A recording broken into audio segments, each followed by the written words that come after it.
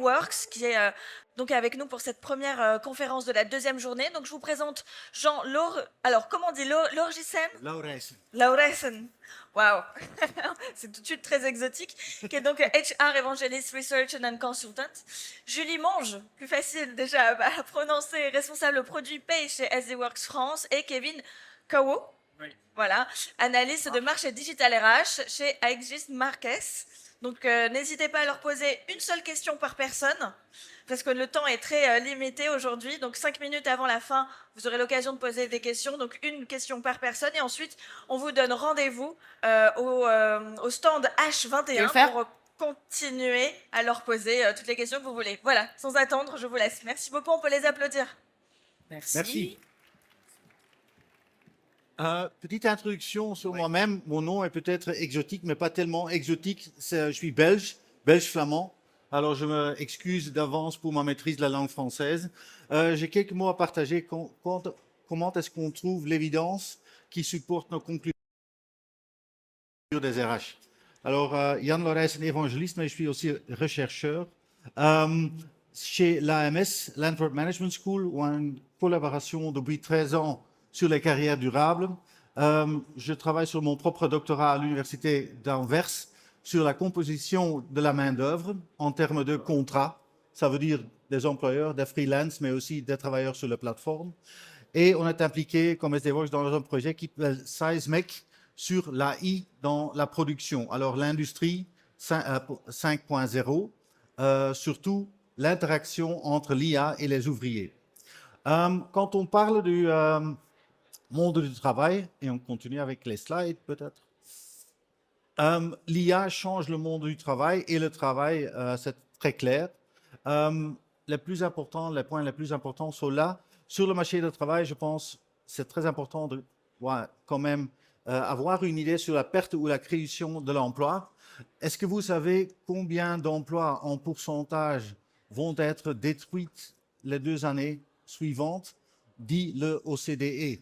Quel pourcentage de boulots vont être détruits? Qu'est-ce que vous pensez? Non. 27%. 27%, et ça, c'est un problème. Le positif, c'est que beaucoup plus de travail, beaucoup plus d'emplois sera créé. Et en net, c'est positif. Le problème, c'est que les gens qui vont perdre leur boulot ne sont pas éligibles pour les jobs qui sont à être créés. Alors, on a un gros problème là sur le marché du travail. En même temps, côté employeur, nous avons observé qu'il y a surtout un grand problème de la gestion de la chaîne d'approvisionnement en talents. Comment est-ce qu'on va trouver des talents pour continuer à travailler pour le futur quand on a une évolution démographique qui est en diminution, en fait? Et le travailleur, de plus en plus, on observe aussi que l'IA change la relation d'emploi qu'on a avec nos collaborateurs. De plus en plus, on parle de la personnalisation extrême de la relation d'emploi.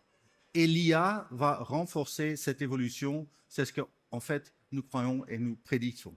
Ça veut dire que la gestion des ressources humaines va changer complètement et peut-être une nouvelle forme ou une nouvelle ère va émerger pour les ressources humaines. Et au slide suivant, c'est un professeur, Jeroen Meijering, qui parle que la GRH algorithmique est arrivée. Je pense que les services RH vont changer complètement ou ils vont être externalisés dans le futur. Ça veut dire l'utilisation d'algorithmes logiciels qui fonctionnent sur la base de données numériques pour augmenter les décisions liées au RH et ou automatiser les activités de gestion des ressources humaines. Ça veut dire que les ressources humaines vont être super digitales et super humaines au même temps. Mais est-ce qu'on est prêt pour cette révolution? Franchement, je ne pense pas encore. J'en ai parlé avec Kevin avant aussi. C'est quelque chose de très, très, très difficile parce que ce sont les ressources humaines qui se focalisent sur les hommes, et c'est bien, la centrance de l'homme. En même temps, l'adoption de la technologie et surtout l'IA est très faible pour l'instant. Kevin va en aborder un peu plus après. Ça veut dire qu'on continue. Où se trouvent les plus grandes opportunités pour l'IA dans les RH accord de SD Works? La plupart du temps, on parle de l'efficacité et l'automatisation. Bien sûr, c'est clair, qu'on va optimiser, par exemple, la planification et l'organisation. Il y a des grandes opportunités là. L'interaction des bases de données, bien sûr. L'optimisation de la paie, Julie va en parler un peu plus par après, et la détection des anomalies, bien sûr. Et l'IA générative en RH, génération de contenu, bien sûr. Mais ce qui est important de pointer, c'est que nous pensons que ça va aussi se prêter pour mieux développer l'expérience client et collaborateur. On y a un assistant virtuel. Est-ce qu'il y a des personnes qui aiment les chatbots? Oui? Non. Hein? Mais peut-être les agents, ça va être plus facile d'interagir avec les agents. Analyse des émotions, peut-être on n'a pas besoin de surveiller pour détecter les émotions de nos collaborateurs. Il y a d'autres opportunités. Je pense en tout cas qu'il y a de plus en plus des opportunités et c'est là des parcours d'apprentissage personnalisés basés sur les compétences. De plus en plus, je pense que trouver le match entre un candidat et les compétences qu'on a besoin sera géré par l'IA, avec un marché de travail en interne, de plus en plus. Et la mise en commun des talents sur la base des compétences. Alors les compétences seront super importantes dans le futur du travail. Dernière chose, comme a déjà montré Jeroen Meijering avec sa définition, les prises de décision. De plus en plus, les RH et les collaborateurs de RH vont prendre des décisions basées sur des analyses qui ont été faites par l'intelligence artificielle. Les analytiques prédictives seront très importantes. Et dernière chose, aussi là, l'interaction de bases et de connaissances seront très importantes. Pour vous, pour toutes les personnes en RH, apprenons-nous comment il faut interagir avec l'intelligence artificielle, parce qu'autrement, je pense que ça sera fini pour les RH dans le futur proche. Très bien. Micro. Ouais. Ah, ça marche, très bien. Moi, c'est Kevin. Je travaille pour Exegis Marques et nous, on fait des analyses de marché.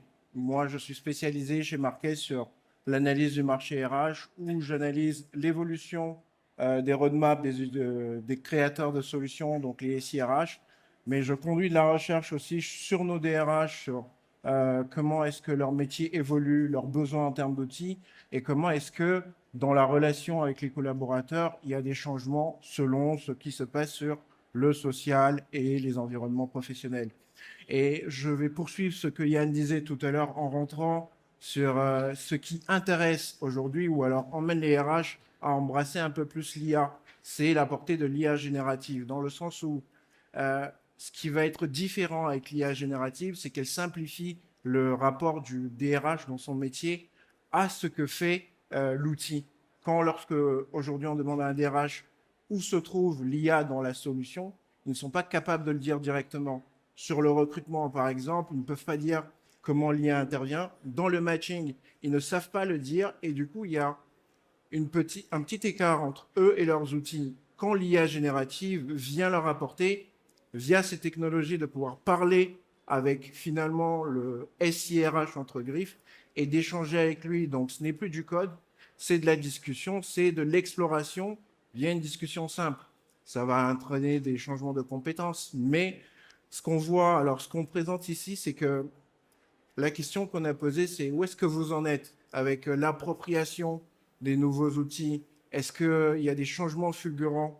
Et ce qu'on voit, c'est que quand bien même il y a un vrai buzz autour de l'IA générative et qu'il y a une vraie appropriation, on est quand même sur la majorité des DRH avec qui on a échangé qui n'utilisent pas encore l'IA générative. On verra les freins, vous les voyez sur les principaux défis, mais quand même, on a 30 et 26% qui se disent on va utiliser l'IA générative, mais sur le b.a.-ba de ce qu'elle permet de faire, de générer du contenu. Parce qu'un DRH, aujourd'hui, je caricature, on lui demande IA générative RH, recrutement, fiche de poste, entretien candidat, rédaction de contrat. C'est les premiers use cases, c'est les plus intéressants. Mais c'est parce qu'on est dans les prémices de l'appropriation de cet outil qui permet d'autres choses. Et lorsqu'on va sur les 25%, vous voyez qu'ils commencent par l'utiliser sur des sujets de compétences, d'évaluation de la performance. Et la question qui a suivi, c'est de se dire qu'est-ce qui les empêche, les DRH, d'embrasser cette IA générative qui, finalement, pour nous, et on l'a discuté avec Yann, est une opportunité de passer le cap du métier. Eh bien, on a le manque d'expertise interne pour le sujet parce que, je cite, les ressources humaines, c'est d'abord l'humain. Ce sont des ressources humaines. C'est une relation au collaborateur, une compréhension.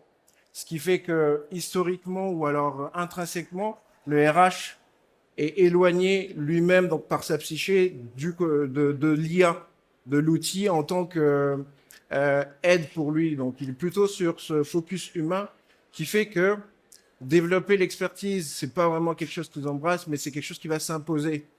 Le défi qui suit, c'est l'inquiétude sur les questions éthiques. Parce que ce que l'IA générative va faire dans l'outil RH, au-delà de produire du contenu, c'est permettre d'assister le RH sur des décisions et des prises de décision qui vont jusqu'à est-ce que cette personne peut évoluer sur une telle compétence parce qu'elle aura brassé les données et donc proposer au RH des chemins de carrière. Cette IA peut aller jusqu'à exploiter les données de paye et faire un commentaire qui ressemble à un échange avec un assistant. Donc, ça pose des sujets. On a l'IA Act qui est mis en place aujourd'hui. Les DRH se posent des questions sur est-ce qu'on va y arriver? Est-ce que si je l'utilise dans 5 ans, est-ce qu'on n'aura pas une poursuite judiciaire? Est-ce qu'on ne sera pas ramené au prud'homme parce qu'on aura fait ceci ou cela? Et les résistances au changement qui est le dernier défi, mais qui vient de qui sont dans 2 mondes différents.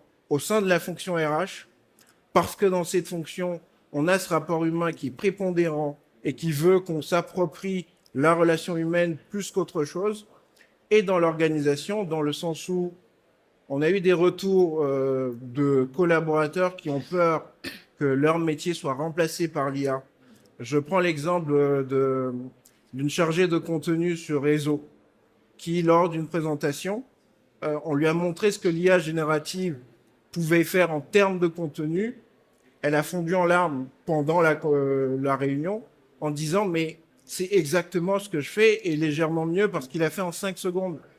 Et donc du coup, il y a cette question qui remonte et se dit « mon job change, est-ce que mon entreprise m'accompagne sur l'employabilité, est-ce que j'y arrive ?» Et donc ça, c'est ce qui bloque les RH, mais il faudra faire le pas, on le verra sur la slide suivante.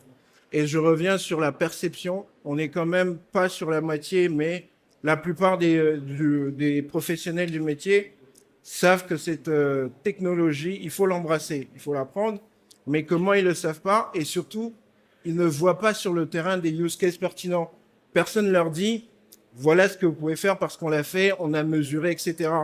C'est toujours de l'exploration, et ça crée un petit quiproquo qu'il faudra lever. Merci.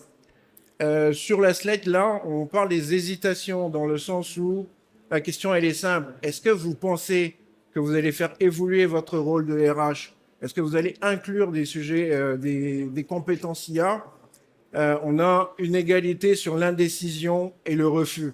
C'est le témoignage qu'on est quand même à un clivage. 36% sont indécis. Est-ce qu'on va créer un poste au sein de la fonction RH qui va embrasser l'IA? 38% sont non, on va pas le faire. Par contre, 28% ont un vrai plan. On les trouve sur les grandes organisations qui ont déjà une certaine maturité RH. Et ce que nous, on propose à l'écran ici, c'est une roadmap à court terme, où le RH, aujourd'hui, dans la question de mon métier évolue avec l'IA et surtout l'IA générative, qu'est-ce qu'il faut faire? Sur le plan organisationnel, ce que nous, on propose, en tout cas, ce qu'on est arrivé à se dire, c'est que le sujet clé aujourd'hui, c'est de faire une cartographie des compétences de l'entreprise au niveau organisationnel et au niveau de l'entreprise, dans le département RH, commencer à démystifier le sujet de l'IA générative surtout. Parce que cette IA générative, ce qu'elle va permettre, c'est simplement d'aller plus vite sur l'exploitation et sur, la prédictivité. Ensuite, mettre en place des plans de communication organisationnelle.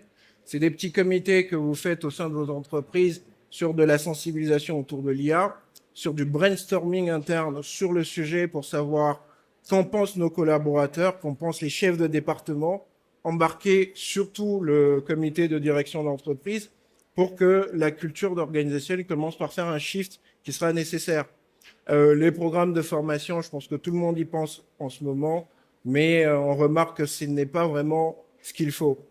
Et les projets de pilotage d'IA et la planification des effectifs sont importants, mais plus la planification des effectifs, dans le sens où la destruction créatrice de l'IA générative, elle sera pertinente dans 2-3 ans. Les compétences vont disparaître, tout le monde le dit, mais ce n'est pas de la disparition, c'est de la transformation. Et la planification des effectifs via la GEPP ou autres sujets va permettre d'embrasser et de comprendre ces changements. Dans le service RH, ce qui est important, c'est d'auditer tout ce qui est processus RH dans le sens de la donnée. Je précise ce sujet, c'est vraiment important parce que embrasser l'IA générative, c'est de la qualité de données. Et pouvoir sur tous les processus RH, l'onboarding, le recrutement, la formation, l'entretien, etc., pouvoir cibler la bonne donnée qui va permettre à l'IA générative d'être un assistant plus, c'est sur ces audits qu'on va le faire. Dans les audits, ils vont pouvoir vérifier tout ce qui va pas et tout ce qui va, et pouvoir mettre, OK, sur ce poste, l'IA peut faire ceci, sur celui-ci, l'IA peut faire cela, et le mettre en relation avec les autres départements. On a un sujet de développement de compétences pour les RH que je trouve important d'embrasser, c'est de se former sur le prompting. Parce que, et là je rêve, mais je me dis que dans 5-6 ans, la relation SIRH va passer par des prompts. Ce sera plus je vais chercher de la donnée, la connexion sera tellement intéressante que ce sera je veux faire un plan sur 3 ans sur je veux faire une talent review. Dresse-moi le sujet, ce sera un prompt qui est comme pour les recruteurs sur LinkedIn, c'est des booléens qu'il faut maîtriser. Et pour avoir les bons résultats avec son IA, il faut savoir prompter. Et c'est pas du tout difficile, c'est du langage naturel. L'IA générative et l'analyse, c'est se familiariser et passer le cap, parce que l'opportunité est là à être saisie. Il faut passer le cap de je suis un RH, je suis sur la relation humaine, à je suis un RH augmenté. Et finalement, l'alignement réglementaire et le benchmark, dans le sens où l'alignement réglementaire est important. L'IA qui est en train de sortir, il faut le maîtriser. Il faut maîtriser tout ce qui est au sein de l'organisation des questions éthiques sur l'évolution des postes. Est-ce que si je supprime ce poste, est-ce que le lien avec le comité est d'accord, etc. Ce genre de questions, il faudra les aborder. Je pense que j'ai dépassé mon temps. Je vais laisser continuer, mais j'ai quand même proposé, j'ai présenté l'essentiel de ce que je voulais dire. Pas de souci. Bonjour, c'est bon? Ok. Donc moi, Julie, je m'occupe des produits paye du coup chez SD Works depuis maintenant 3 ans. Et l'objectif ici, c'est après mes 2 collaborateurs qui vous ont expliqué l'IA, les craintes, mais également tout le potentiel que ça pouvait avoir, c'est comment nous, SD Works, on a prévu d'utiliser l'IA en tant que partenaire de service et en tant qu'éditeur de technologie. Donc, on a 2 gros objectifs: améliorer la satisfaction des clients, réduire les coûts, gagner en efficacité et apporter de l'innovation. Pourquoi? Donc, on envisage dans le futur, avec DRH et l'IA, intégrer l'IA dans nos services, dans tous nos services, en fait, que ce soit nos services de délivrance, que ce soit nos services, nos prestations de services, pour quelque chose de plus fluide, de plus organisé, de plus intuitif, et surtout quelque chose de personnalisé pour vous. On va utiliser IA pour automatiser les tâches dans la paye, dans le RH, des tâches répétitives qui n'ont pas vraiment de valeur ajoutée pour vous.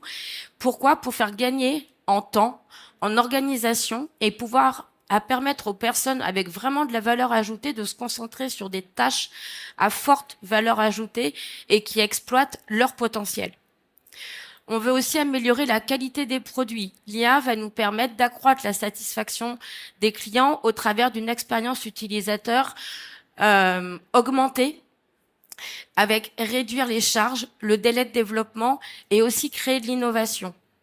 On envisage d'intégrer dans les processus de développement de nos produits, permettant de délivrer des solutions de plus haute qualité, de manière plus rapide et qui vont répondre de plus en plus aux besoins de nos clients. Et on va utiliser l'IA également pour perfectionner nos tests, donc diminuer les régressions, améliorer la qualité et avoir quelque chose pour optimiser les flux dans nos développements. Chez SDWorks, on explore en permanence les nouveaux moyens d'utiliser l'IA pour apporter de la valeur, pour permettre à nos clients et à notre propre entreprise aussi, tout en assurant la qualité, mais la confidentialité et la sécurité. Puisqu'on a bien vu l'IA, une des grosses questions qui se posent, c'est la confidentialité des données. Donc la vision des SDWorks sur l'IA, ça va être la transparence, l'équité, la responsabilité et l'approche centrée sur l'humain. Donc ça, c'est la grande charte éthique de l'IA. Vous savez aujourd'hui qu'en fait, ils sont en train de créer une certification pour utiliser dans les entreprises. Cette certification, elle est en cours de création.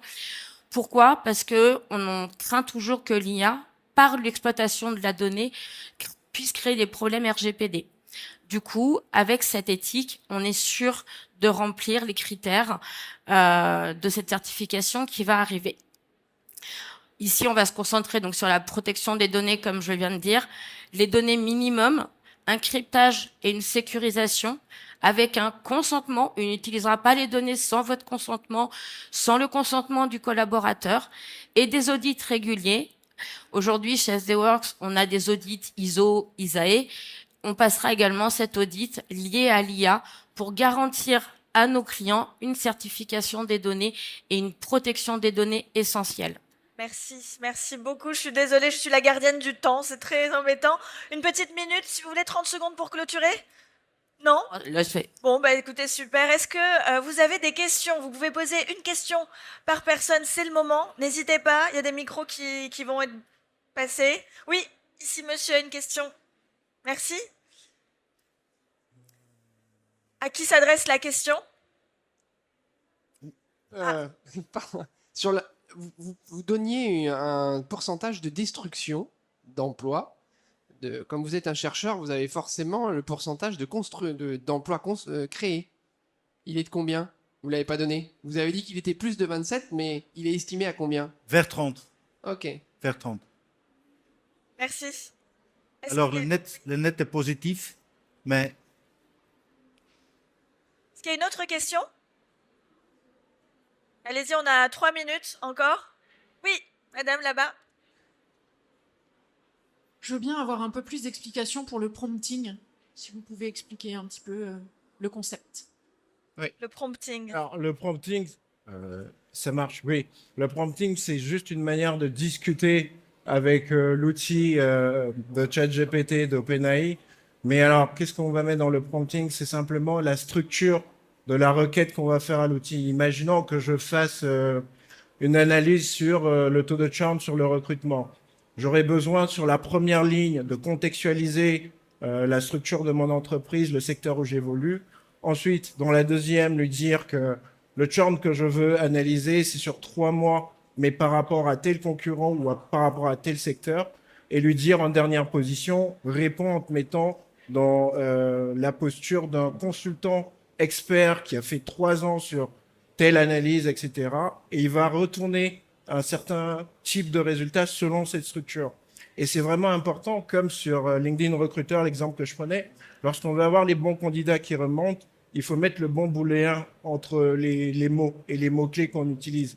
Et c'est la même chose avec ChatGPT ou les autres LLM qu'il va y avoir. Ce sera hyper important pour le RH de savoir structurer sa question et les réponses sont de niveau consultant PhD ou alors accompagnateur sur de la MOA.